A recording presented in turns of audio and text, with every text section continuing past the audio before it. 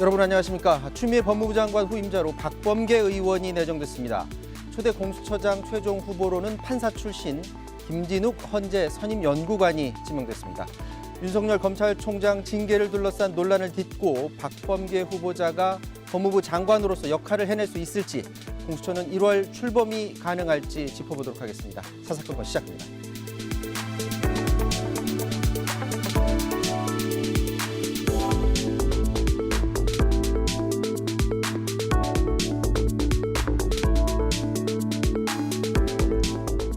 네, 여의도 사사건건 오늘은 정청래 민주당 의원, 권성동 국민의힘 의원 나오셨습니다. 안녕하십니까? 네, 안녕하십니까? 안녕하세요. 자, 조금 전에 소폭 개각이 발표가 됐는데요. 법무부 장관 비롯해서 3명의 인선이 났는데 잠깐 보도록 하겠습니다.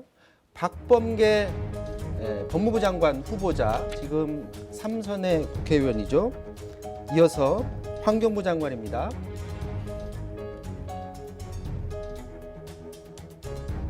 네, 한정혜 의원 역시 3선의 국회의원입니다. 이어서 국가보훈처장에는 황기철 전 해군참모총장이 내정이 됐습니다. 자, 지금 3명의 그 인선 가운데 가장 관심을 받고 있는 사람이 바로 박범계 의원인데, 자, 추미애 장관에 이어서 과연 검찰 개혁을 기치로 내걸고 법무부 장관을 추미애 장관이 활동을 해왔는데, 과연 그런 기치를 계속 이끌어 갈지, 아니면 윤석열 총장과의 갈등을 어느 정도 마무리하는 방향으로 갈지가 좀 궁금합니다. 어떻게 보십니까? 이번 법무부 장관 박범계 의원 내정은 조국의 상처를 딛고, 그리고 추미애 장관의 개문 발차를 했다면 박범계 장관은 문을 열고 이제 들어가서 마무리를 하고 오늘 문을 닫고 나오는, 제가 봤을 때는 문재인 대통령과 임기를 같이 하는 그런 문재인 정부 마지막 법무부 장관이 아닐까, 그런 생각을 좀 하고요. 그리고 박범계 의원은 제가 개인적으로는, 누가 그런 질문을 했어요. 정청래 의원이 토론을 만약에 TV 토론 같은 경우를 갑자기 나가려다 못 나가게 됐다. 그럼 누구를 추천하겠느냐? 그때 박범계 의원을 내가 추천한다. 아, 그래요? 이렇게 제가 말한 적이 있거든요. 왜 그러냐면 논리도 상당히 치밀하고, 또 법적 지식도 좀 풍부하고, 또 그리고 법사위에서 이런 사법개혁 부분을 많이 다뤄봤기 때문에 우리 당 의원 중에서 고른다면 박범계 의원이 적임자가 아니겠느냐, 그렇게 저는 생각합니다. 자, 의원 출신이었었고요. 그동안에 검찰개혁 목소리를 많이 냈던 분 중에 한 분이십니다. 어떻게 평가하십니까? 우선 그 박범계 의원에 대해서 평가를 하기 전에 네. 이번 개각에 대해서 좀 총평을 제가 먼저 하고 네. 뭐 말씀을 드리겠습니다. 이번 이제 보면은 의원 출신들이 또 많이 들어갔잖아요. 박범계, 한정혜 쪽이 들어가고, 그 전에 또 누구나 전해철 의원도 들어가고 이인영 의원도 이제 장관에 들어갔어요. 특징이 보면은 국민이 아니라 문재인 대통령에게 충성을 하고, 또 문재인 대통령과 대통령의 과거 시절에 측근이었던 사람들만을 발탁을 했습니다. 이러다 보니까 민주당이 장관 자리 하나 하기 위해서 민주당 의원들이 국민을 바라보는 것이 아니라 대통령만 바라보고 의정 활동을 하는 거예요. 그래서 결국은 국회 일방적이고 독선적인 운영, 그다음에 거수기라는 비판이 문재인 대통령의 인사에서 비롯된 것이다라는 지적을 하고요. 과거 한번 보십시오. 이인영, 박범계, 전해철, 김현미, 유은혜 다 대통령하고 대표 시절에 가까이 지냈거나, 과거 민정수석, 비서실장 시절에 다 부하 직원들이었어요. 그러니까 인재를 널리, 천하에서 널리 구해야 국민 통합이 이루어지는데, 천하는 내팽개치고 오로지 자기 그룹에서만 구하다 보니까 이게 회전문 인사, 그다음에 자기에게 국민이 아닌 대통령만에게만 충성하는 인사로 채워지다 보니까 문재인 정권이 대한 지지도가 이렇게 떨어지는 것이 아닌가, 이렇게 말씀을 드리고요. 박범계 의원은 만약에 들어가서 윤석열 총장과 대립각을 계속 세우다 보면은 결국은 저는 실패한 장관으로 끝날 것이다, 이렇게 보고 있습니다. 그런데 지금 윤석열 총장과 관계 개선을 하려면은 윤석열 총장의 존재는 어느 정도 인정을 해줘야 되잖아요, 그죠? 그 다음에 그동안 좀 달래기도 하고, 좀 어르기도 하고, 또 양보도 해야 되는데, 그 결과 윤석열 총장이 살아있는 권력에 대한 수사를 멈추지 않으면은 박범계 장관의 입장에서는 얻을 게 하나도 없는 거예요. 그럼 결국은 문바들은 박범계 너 뭐 하고 있냐? 뭐 하고 있냐? 비판만 받을 거예요. 그런데 박병기 의원이 야마의 큰 그런 정치인이어서 이 장관 자리로 자기 정치 생명을 끝내고자 하는 생각이 전혀 없는 사람이에요. 계속해서 사선 오선부터 크게 하고 싶어 하기 때문에 그런 문파의 비판을 넘어서 관계 개선을 할 것이냐에 대해서는 저는 그렇지 않다고 봅니다. 자, 길게 말씀하셔서 잠깐만 예. 정청래 의원도 말씀 너무 길게 말씀하셨어. 예. 의견 좀 듣겠습니다. 지금 정치인들만 계속해서 내각에 쓰고 있다. 이 부분에 대해서 반론하실 수 있나요? 아마 우선 뭐 청문회를 염두에 두지 않을 수가 없지 않겠습니까? 네. 가뜩이나 이제 어떤 후보를 내더라도 계속 야당에서 이제 공격하고 또 이제 실제로 낙마하는 경우도 좀 있었죠. 그래서 청문회를 염두에 뒀을 것 같고, 또 하나는 사실 이제 3선 4선 이렇게 국회의원 하다 보면 권성동 의원도 하시겠지만 자연스럽게 이제 유권자들로부터 검증이 되거든요. 네. 그 검증이 된다는 것은 도덕적 문제뿐만 아니라 실제로 정책 능력 이런 게 굉장히 검증이 되는 거거든요. 그러니까 예를 들어서 박범계 의원 같은 경우는 법사위에서 많이 활동을 했고 판사 출신이고 또 변호사도 했었고, 그리고 실제로 저희 더불어민주당의 사법개혁 부분에 대해서 상당한 좀 지분을 가지고 있는 분이고요. 한정혜 의원 같은 경우도 어쨌든 노동학 박사 출신이고 계속 노동운동계 이제 했었고 환노위도 했었고, 그래서 이렇게 의정 활동을 초선, 재선, 3선 하면서 정책 능력이 이렇게 생기는 거거든요. 그리고 또 장관은 행정가이면서 어쨌든 정무적 공무원 아니겠습니까? 고위공무원. 그러면 어떤 부분을 결정을 할 때 좀 과감성 있는 정치적 결단 이런 것도 좀 필요하거든요. 그래서 저는 개인적으로는 그런 법도 냈어요. 국회의원이 장관을 겸직하게 되면 국회의원 역할을 못 하잖아요. 네. 그래서 가급적은 피하자라는 법도 냈지만 어쨌든 법은 아직 이제 계류 중에 있고, 그래서 국회 3선 이상 국회의원들이 장관으로 가는 것이 뭐 비판은 있을 수 있어요. 그렇지만 어쨌든 장관의 역할을 하기에는 네. 그러니까 일반적인 사람보다는 좀 나을 수 있다 이렇게 생각합니다. 지나치게 많고요. 박범기 의원 같은 경우에는 지금 패스트트랙으로 지금 기소가 돼 있어요. 그럼 법무부 장관이 검사 인사권을 갖고 있잖아요. 공소유지 검사가 공소유지 제대로 할 수 있겠습니까? 이 사건 어떻게 처리하려고? 이후에 이거 가지고 또 논란이 될 수 예, 있다라는 어떻게 부분을 하려고 얘기하신 임명을 거죠? 했는지 모르겠어요. 자. 그러면은 우리 당 의원들도 지금 기소가 돼 있는데 이거를 박범기 의원이 어떤 시각으로 바라보고 있는지, 본인도 피고인이고 우리 당 의원들도 피고인이잖아요. 그죠? 같은 사건으로. 네. 그래서 이에 충돌이 문제가 발생하는데도 불구하고 오로지 자기 밑에서 일했다는 이유로 문재인 대통령이 자기 밑에서 비서관 했다는 이유로 수석일 때 믿을만 하다는 이유만으로 임명을 한 거예요. 이거 국민을 무시하는 것이고 검찰 기소를 무시하는 거죠. 결국 문재인 대통령 입장에서 봐서는 검찰을 인정 안 하겠다는 얘기예요. 자, 청와대 입장 예. 듣고서 말씀 나누도록 하겠습니다.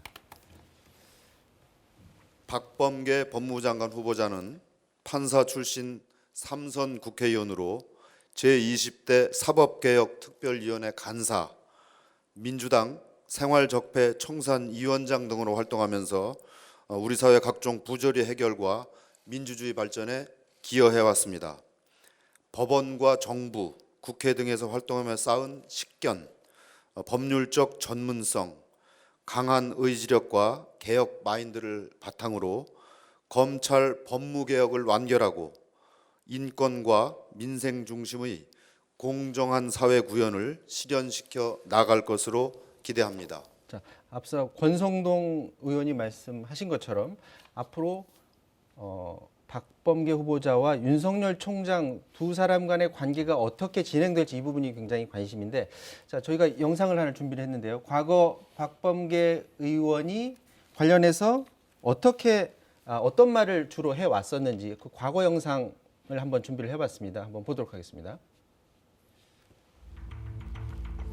네, 2003년 3월 노무현 대통령과 전국 검사들과의 대화 당시 박범계 후보자는 청와대 민정 2비서관으로 민정수석이었던 문재인 대통령과 같이 배석을 했었습니다. 검찰 조직에 대해서 원한을 가진 사람은 아닙니다. 원한을 가진 사람은 아닌데 뭔가 달라져야 됩니다. 밀실에서 외부 인사가 포함된 외부 인사 한번 일어서 보세요. 문재인 민정수석 일어서 보세요. 저 박범계 비서관 한번 서보세요. 외부 인사라고 한다면 저 사람들이 외부 인사입니다. 저 사람들이 정치한 사람입니까? 이 사람들 여러분 의심합니까? 이 사람들은 검찰 인사위원 앞으로 임명하면 되지 않겠습니까?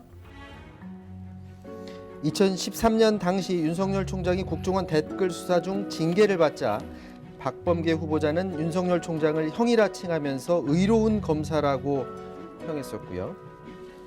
지난해 윤석열 총장 임명 당시엔 윤석열 총장을 수사의 원칙주의자라면서 칭찬하기도 했습니다.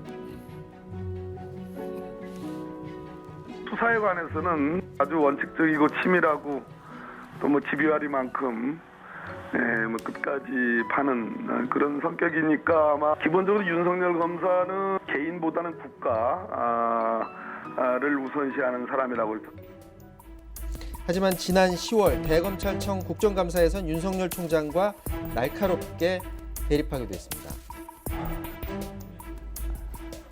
아니 이 사건이 총장님 자세를 똑바로 해주세요. 네. 수감기관입니다. 네네.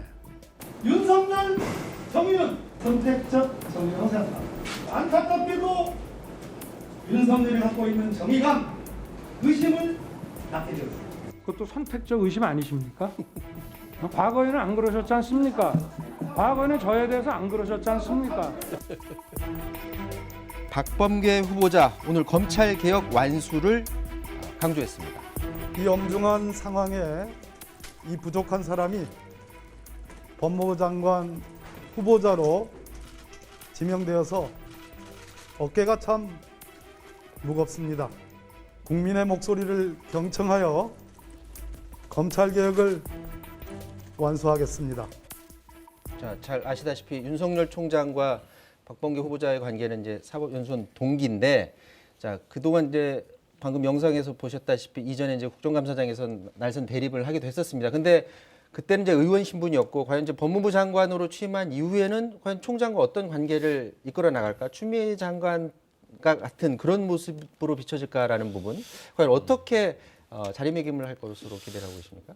사법연수원 동기로서 둘이 좀 친분이 많았던 것 같습니다. 네. 근데 이제 그런 개인적인 사적인 인연은 인연이고 또 공적인 관계는 공적인 관계로서 뭐 윤석열, 박범계 둘 다 선공 후사의 자세로 좀 임해야 될 것 같고, 소위 말하는 뭐 친목 관계 때문에 뭐 대사를 그르치는 일 없었으면 좋겠다는 생각이 들고요. 네.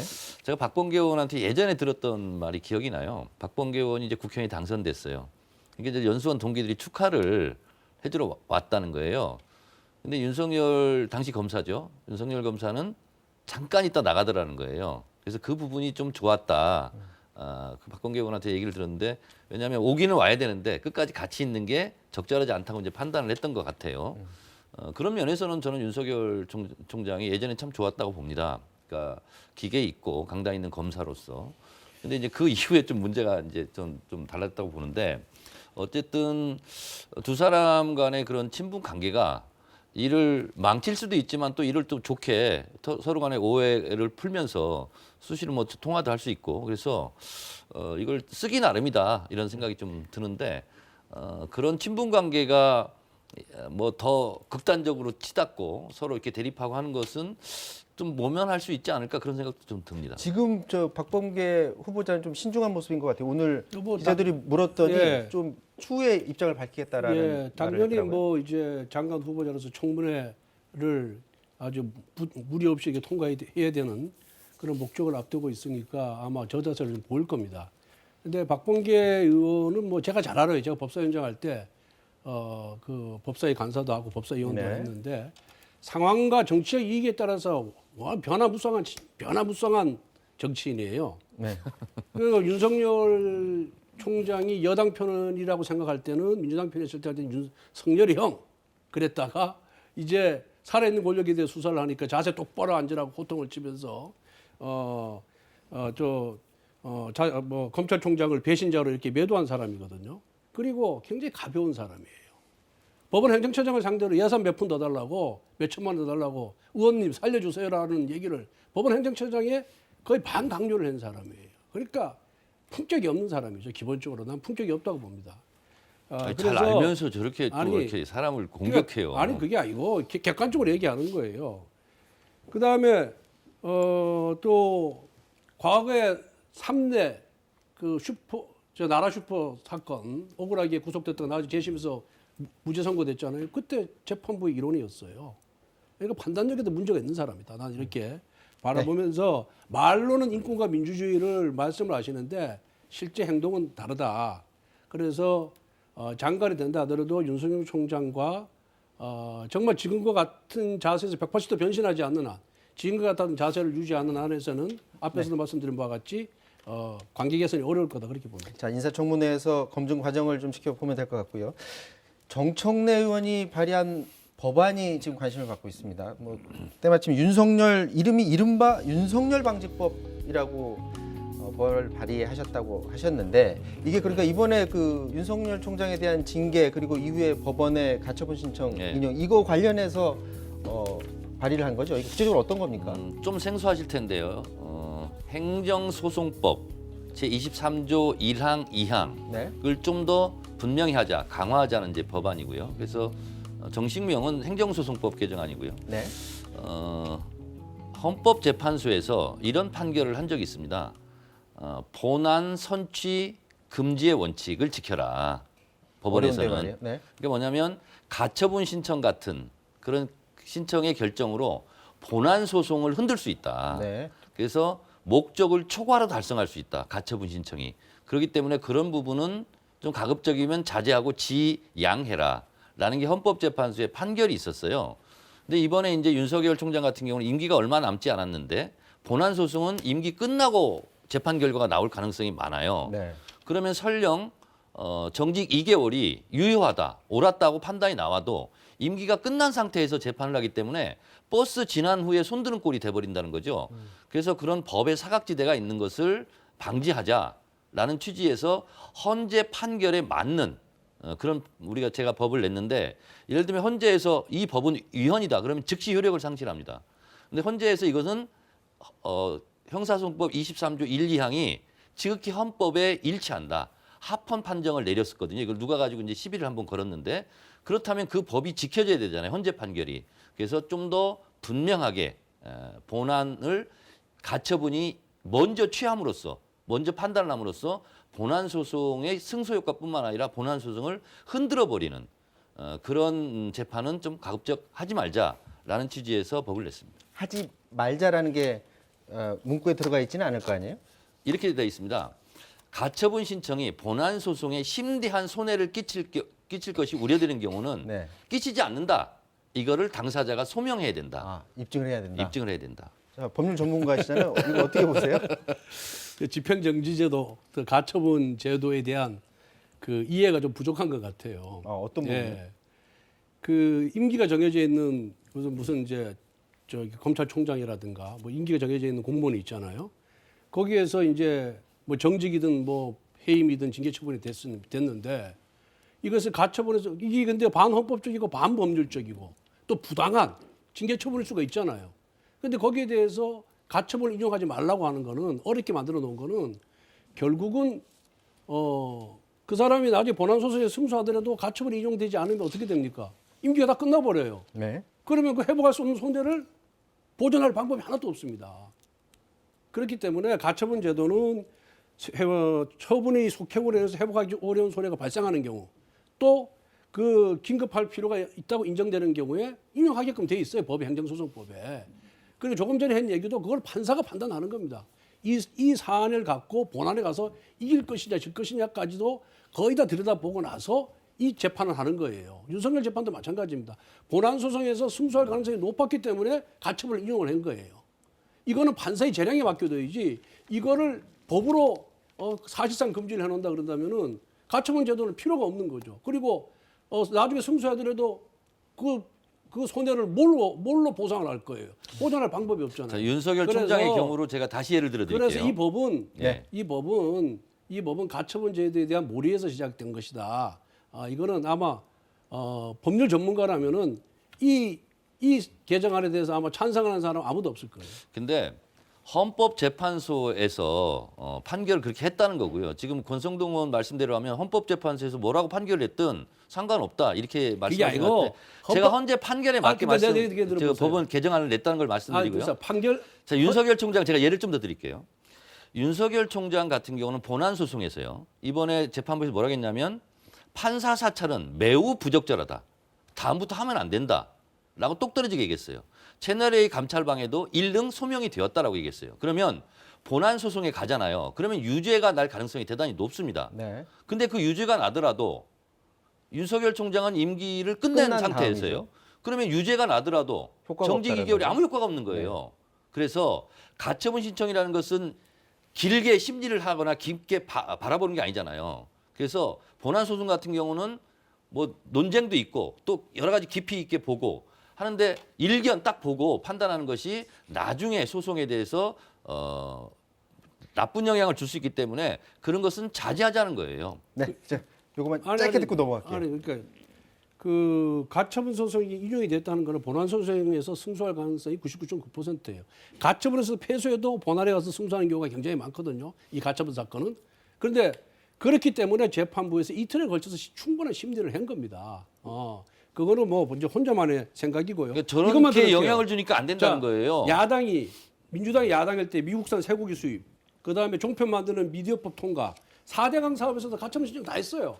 자기들이 할 때는 아무 문제 없다 그랬다가 이번에 자기들이 패소하니까 거기를 막는 법을 만들겠다. 이거는 입법 독재입니다. 아니 이거는 임기가 정해져 있는 보통 이런 소송이요. 근데- 한 20개월 걸리는데 그런데 법안에는 그래서 임기제 공무원 경우 아니, 임기가 근데 정해진 경우만 따로 제가 냈기 때문에 오해는 없으시기 바랍니다. 정청래 의원이 제출한 법안에는 임기가 정해져 있는 사건이라는 단서 규정이 없어요. 아, 자, 그게 이 얘기 있어요. 여기서 마무리 짓게요. 자, 마무리 그게 있어요. 해야 아직 돼요. 못 보셔서 그래요. 자, 여기서 마무리 짓고요. 지금 주제 넘어가도록 하겠습니다. 네네. 자, 공수처장 그 최종 후보가 결정이 됐습니다. 김진욱 헌재 선임 연구관이 지명이 됐는데 이분은 판사 출신이죠.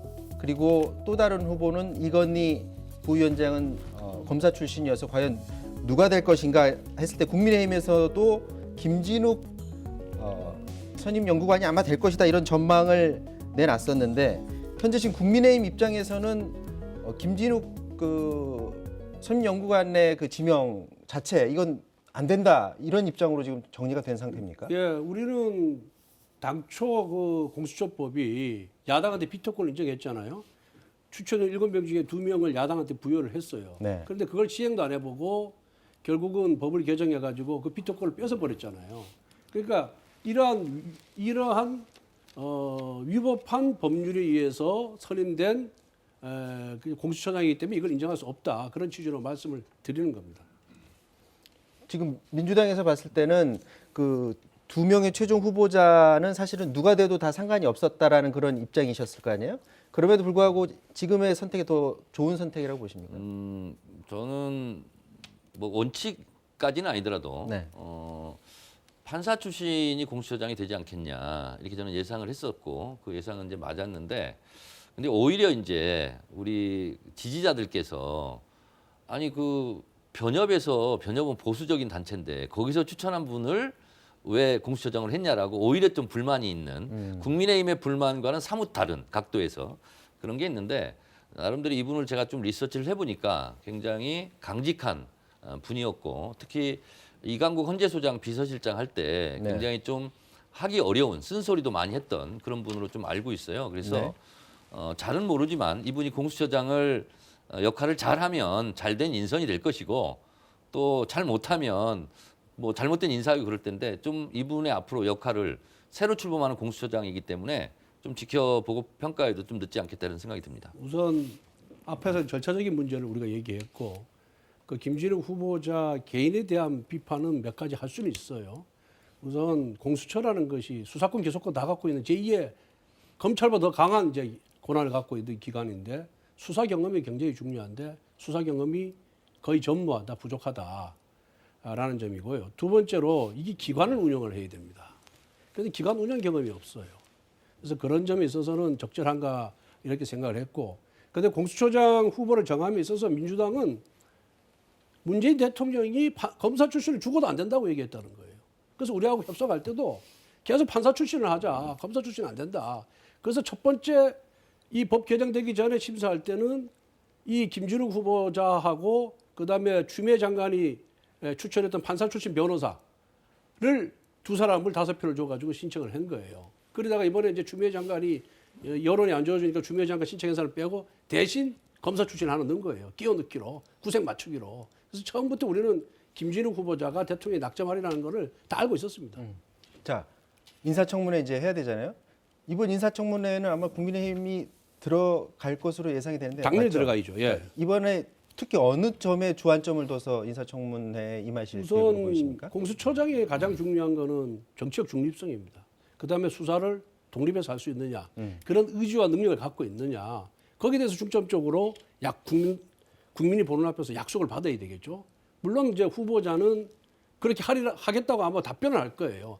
답변을 하지만 실제 할지 안 할지는 좀 더 다각적인 점에서 검토를 하고 좀 질의를 해서 그걸 이끌어내야 될 것 같고, 저는 지금 처장이 수사 경험이 거의 없는 사람이 되기 때문에 차장은 수사 경험이 있는 사람을 임명할 거예요. 네. 이 차장 임명을 국민들이 잘 지켜봐야 된다고 생각합니다. 자칫 잘못하면은 처장이 허수아비가 될 수가 있어요. 자, 차장 임명 과정이 국회에서 개입할 여지가 있나요? 없습니다. 없는 처장이 추천해서 하는데 처장이 과연 독립적으로 차장을 추천할 것인지, 아니면 청와대나 여당의 입김을 받아 추천할 것인지, 그리고 누가 봐더라도 객관성과 중립성을 띠고 있는 사람을 추천할 것인지, 이걸 보면은 과연 처장의 의지가 어디 있는지가 보인다고 생각합니다. 네. 이것도 마찬가지로 인사청문회 보고서 채택이 되는 거죠. 당연히 똑같은 네. 절차를 밟게 만약에 이제 되고요. 국민의힘이 그 보고서 채택에 동의하지 않더라도 큰 대통령이 하자가 없으면 임명할 수 있습니다. 임명하는 방향으로 가겠죠. 국민의힘은 또 뻔하게 인사청문회 채택을 하지 않을 겁니다. 그리고 어쨌든 트집을 잡아서 보이콧 이런 거 비슷하게 할 것 같은데, 아까 차장 말씀하셨는데요. 공수처 내에 인사위원회가 따로 꾸려집니다. 네. 또 그러니까 처장, 차장 그리고 인사위원들로 해서, 그래서 이제 그 25명의 검사라든가 또 수사관들 이런 분들을 다 이제 임용 절차를 마쳐야 될 텐데, 어쨌든 인사청문회가 끝나자마자 이제 공수처 수사관, 검사 이런 분들이 이제 인사 발령을 이제 해야 될 것 같은데요. 제가 봤을 때는 제가 쭉 김진욱 그 후보자를 보면 국민의힘에서는 그렇게 뭐 아주 심각하게 아주 그냥 죽어도 안 된다 이런 식으로 하지는 않을 것, 그런 게 빌미가 잡힐 게 좀 없어 보여요. 근데 이제 국민의힘 입장이 좀 모순인 것이, 우린 공수처 인정할 수 없다. 그리고 또 인사청문회는 또 하겠다. 좀 이런 거거든요. 그래서 계속 비토권 얘기하시는데, 사실상 공수처를 무력화시키려고 파토권을 행사하려다가 그 이제 실패한 거죠. 그러면 어쨌든 법이 통과됐고 법적인 절차들을 했으면 인사청문회도 좀 제대로 하시고, 차장도 그러면 국민의힘이 이러이런 사람을 좀 임명했으면 좋겠다고 건설적인 좀 제안을 그리고 대안을 제시해 줬으면 좋겠어요. 자, 마지막으로 한 마디씩만 듣고 마쳐야 될 것 같은데요. 자, 정부에서 생각하는 대로 이제 내년 1월, 이제 한 달밖에 안 남았는데, 내년 공식 출범이 가시화됐을 경우에 과연 1호 수사 대상자가 누가 될 것이냐. 국민의힘에서는 윤석열 총장이 될 가능성이 높다라는 그런 말을 하고 있는데, 그렇게 될 가능성이 있다고 보십니까? 제가 먼저 좀 대답할게요. 네. 국민의힘에서 될 가능성이 있다는 얘기를 했지만은 네. 그 이전에 민주당 의원들이 공수처 출범하면은 윤석열이를 1호 수사 대상자로 삼아야 해야 된다는 된다는 말을 얘기를 했죠. 여러 번 얘기를 했어요. 그러니까 우리가 그걸 보고 민주당이 어떤 의도가 있는 거구나. 윤석열 찍어내기가 실패하면은 공수처를 통해서 또 제2의 찍어내기를 할 의도가 있는 것이구나 하고 우리가 계속해서 얘기를 하는 거예요. 그런 거지. 우리가 먼저 대상이 된다는 얘기 한 적이 전혀 없습니다. 예. 그래서 네. 결국은 정부 여당은 윤석열 찍어내기가 목표거든요. 근데 검찰 개혁하고 윤석열 찍어내기는 아무 관계가 없는 거예요. 그리고 이제 이번에 실패했잖아요. 그러니까 민주당의 많은 의원들이 윤석열이를 탄핵을 하자는 주장하는 사람도 있고, 공수처 1호 수사 대상으로 삼아서 또 찍어내자고 주장하는 사람들이 있는 거예요. 그런데 저는 배제하기가 어렵다 이렇게 생각합니다. 진짜 김진욱 후보자가 공수처장이 돼서 자기가 성공한 처장으로 남으려면은 아마 1호 수사 대상자를 안 할 거예요. 왜? 무슨 뭐 부정 비리가 지금 드러난 게 거의 없거든요. 없는 상태에서 그걸 수사 대상자로 삼았다가 실패하게 되면은 우리 나경원 전 원내대표처럼 그렇게 고소고발했는데 실패했잖아요. 실패하게 되면은 공수처의 존재 이유가 사라지는 거예요. 그래서 이거는 김준욱 후보자의 의지에 달려 있는 거고 성향에 달려 있는 것이다. 그렇게 생각합니다. 네. 1호가 될지 몇 호가 될지는 잘 모르겠어요, 저도. 네. 그걸 어떻게 알겠어요. 근데 이번에 가처분 신청 인용한 거 보면 적어도 판사 사찰 그리고 감찰방해 채널A 사건 감찰방, 이거는 가처분을 인용한 판사조차도 이거는 뭐 유죄다라는 취지로 얘기를 했기 유죄란 때문에. 취지로 얘기 안 했어요. 자꾸 그렇게 오도하면 안 된다니까. 제 좀 말 좀 하자고요. 예. 그래서 오도하니까. 제가 봤을 때는 그것은 혐의가 있어 보여요. 제가 봤을 때. 그래서 이거는 이제 김진욱 공수처장이 이제 출범을 하게 되면 들여다 보겠죠. 그래서 1호가 될지는 모르겠으나 어쨌든 수사 대상임은 분명해 보인다라고 저는 생각합니다. 자, 2020년 마지막 날 하루 앞두고 오늘 소폭 개각도 발표가 됐고요. 공수처장 최종 후보도 발표가 됐습니다. 새해 다음 주가 이제 새해인데 새해 첫 주도 아마 바빠질 것 같습니다. 지금까지 권성동 정청래 의원과 말씀 나눴고요. 두 분은 새해 뵙도록 하겠습니다. 말씀 고맙습니다. 네, 고맙습니다.